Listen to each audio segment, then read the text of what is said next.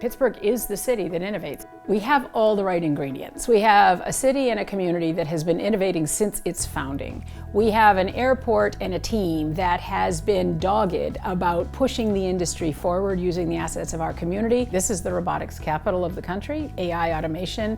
There's amazing resources here. This is exactly where you can test. This is exactly where you can discover what's possible. The Aviation Robotics Summit brings together over 100 airlines, airports, OEMs, and others to Pittsburgh to meet with some of the researchers, technologists, and startup companies here in Pittsburgh with the purpose of understanding what are intractable needs within the aviation industry and how we can bring new technologies to bear, technologies that are born here in Pittsburgh. XBridge tests innovations and technologies for the global aviation industry in order to improve the passenger and partner experience, to bring new technologies to market that may not have been in the aviation industry prior. Companies that end up working with us through XBridge get a lot of benefits out of the relationship, chief among them the opportunity to operate in a real operating environment. And you have the leadership within the airport that says